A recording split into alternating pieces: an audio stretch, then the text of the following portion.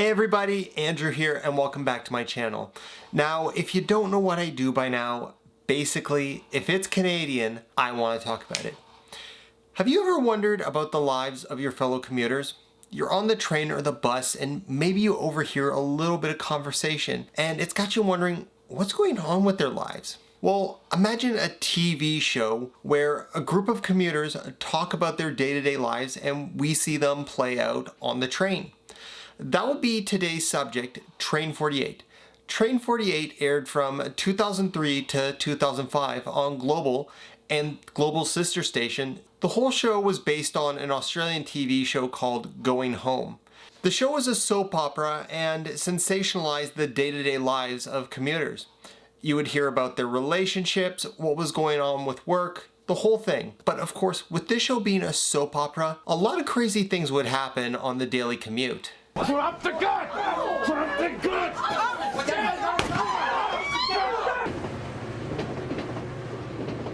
Now, to me, one of the most brilliant parts of this show is that by having the show set on a train, you can have people from all walks of life, people with different opinions, ideologies, incomes, all riding the same train and bringing their unique viewpoint together. Some of these writers would include people like Zach, a 20-something editor at an entertainment magazine who was a bit of a nerd and also naive. Essentially, he's sort of the baby of the group. There was also Johnny, a good old boy with a hoser accent who likes beer, fishing, and works in construction. He's played by Paul Bronstein, who some of you may recognize if you watched my shelved video. Just kidding, I know nobody likes my videos. There was also Brenda, the church-going widowed mother of two, who was a gossipy office clerk who decided to make everybody's business her business. Or Randy, the geeky software engineer with a terrible love life and a secret daughter.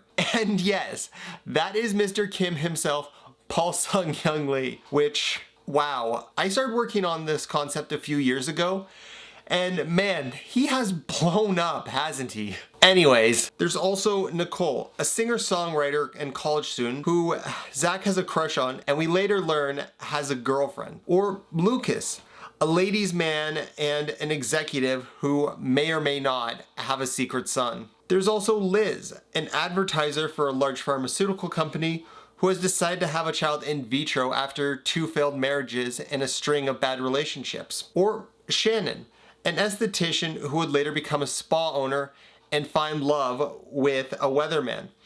Now, something that's interesting about her character is that she died off screen after a botched nose job. This was interesting to me because for some reason they decided to kill her off screen. So I reached out to her actress and she told me that originally, her character was just supposed to be written off after finding love. The whole dying off screen came as a complete shock to her and she found out the same time as the audience. And lastly, from the original group, there's Peter.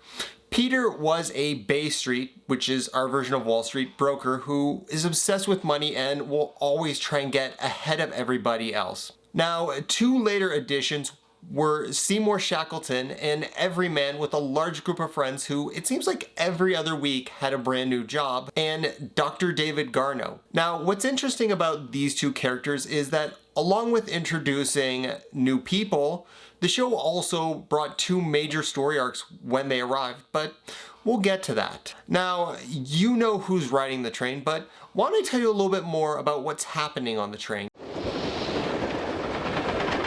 Train 48 was a unique concept because the entire show took place on the train. So more often than not, you would see what was going on the train and you would hear a little bit about what was happening off the train. You would hear the characters talk about their love lives, how work is going. Occasionally, they would bring somebody on who furthered the story. Not to mention, the show would occasionally have a few over-the-top storylines. You've already seen the gun clip, but there were other things including when a snake got off the train and Roger Pinball Clemens, CFL legend, had to help get it back in a box. Or when they decided to throw Randy's bachelor party on the train and it ended up costing him his marriage after he left his phone on while the stripper was in his lap. But in general, the show didn't have too much in terms of craziness, and story arcs were largely kept to a minimum. But with the addition of the two new characters, Garno and Seymour, the show finally got a few major story arcs. First, when it came to Seymour, Peter got a hot tip about an environmental company, and he got everybody to invest with him, hoping to get rich himself and get everyone around him rich. When it turns out that the information he received was false, a lot of people lost money, including one of Seymour's friend, Mr. Ham. Now, Mr. Ham is implied to be in the mafia, and he wants restitution. First, he sends the accountant, played by Rick Green, who you may recognize as Bill from Adventures with Bill on The Red Green Show. He's a logical individual who is trying to explain to Peter that it's better to just pay back what he owes than let this thing escalate. Of course, Peter refuses and instead ends up dealing with the enforcers, one of whom is played by Dan Redican, who you may recognize from the TV show Puppets Who Kill. So this is just bad, okay? I get that they're trying to beat him up, but could you have at least used maybe a different sound?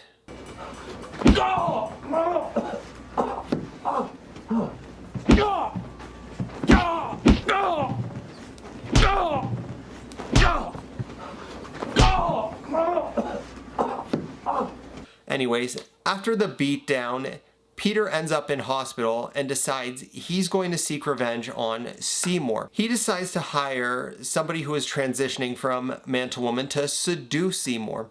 And it works. They start a relationship, and as Seymour's about to propose, Peter reveals the truth to shock and embarrassment. Of course, around the same time, the shot goes off and the whole train is kind of left shaken. This would be the season finale for that season of Train 48. When we return, Seymour is doing some soul searching and decides that they don't care who they are, they just love them, and decides to continue the relationship. Meanwhile, David Garno is being accused of helping a patient commit euthanasia via prescription. Him and his boyfriend are trying to prepare for the court case. Things aren't looking good for him, as it seems the victim's sister has all the evidence they need. Things are looking bleak, and to make matters worse, Garno finds out he's getting arrested on the train in front of Scott Thompson, no less. But as things come to a head, he later receives a call and find out he is being acquitted of all charges. Now, if you're wondering why the show had so few story arcs, it might surprise you to learn that this show was largely improvised. What makes this show so crazy is that it is largely improvised. The core cast was given 3 weeks before the show started and had to build their characters and build a rapport with one another. And on top of that, the scripts were actually just outlines with the actors building the rest. This show was actually shot the day of, so you would often see the characters reading the newspaper and giving their opinions on it. This show was also fast-paced, each and every take being ran right to editing as it was done in order to ensure that the day that the episode was being filmed, it would air that very night. And you know what? I'm just gonna add something even crazier about this show. They would actually get fans of the show and vote for what happens next. Hey, I'm Zach from Train 48. How would you feel about winning one of 6 entertainment centers? Then pull out that mobile phone. We want to know what you think should go down on the train. Simply pick up your mobile phone and send a text message to Global 456-225 with the keyword train in the message line. Then you can vote anytime on your favorite storyline. Every time you vote, you'll get a pin. Go to train48.com/mobile, enter your number, and you could win. Okay, so the characters were largely improvised, the stories were largely improvised, the opinions are largely improvised, and now they're taking audience suggestions. I mean, unless this show aired live, this is basically an entire TV show that was majorly improvised. From this whole thing, they did this 5 times a week and managed to get 300 episodes out over 2 years. But eventually, they would arrive at their last stop.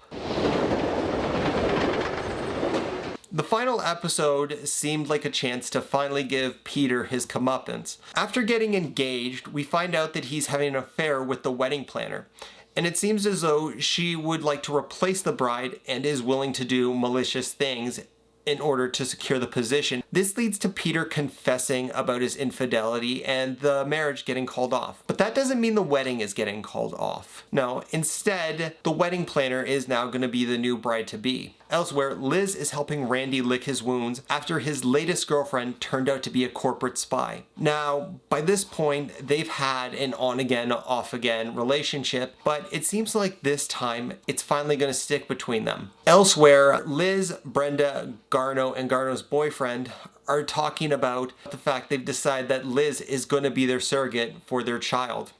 And for the first time, Brenda seems to give her approval to this kind of thing. Oh, and as for everybody else, Lucas takes a giant crap and ends up having everybody stare at it. Yeah, talk about a shitty ending. They did the best with what they had, and despite the largely improvised nature, they were able to put out a consistent show. Now, is it a great show? No, to be honest, it has its flaws, but there's a unique charm to it, especially when you know how much of this is just the actors improvising. I would honestly say that it's worth a watch, especially from a retro perspective, because you watch them now talk about current events on that show, and that's ancient history to us. But thankfully, I'm not the only one who remembered. Throughout the series, Go Transit was sort of a silent partner. They were nice enough to provide posters and signage to make the set seem more authentic, but they never really endorsed the show. In 2019, they decided to host a reunion with some of the cast. And even now, Train 48 gets the occasional reference, whether it's on BlogTO or even in an episode of Tall Boys. Who has summoned me? I did. You look familiar. I'm the devil. I come to people in many forms. No, I've seen you before. Were you on TV? Yeah, aren't you on that iconic, groundbreaking family sitcom? Yeah, Train 48. I think this show is definitely worth taking a look at, especially if you're nostalgic for the 2000s. You can watch the series on YouTube, or you can watch it on Amazon Prime. Anyways, that's gonna do it for me. I hope you liked this video. Be sure to let me know what you think in the comments, and maybe give a thumbs up or subscribe. Anyways, I'm Andrew, and I'll see you later.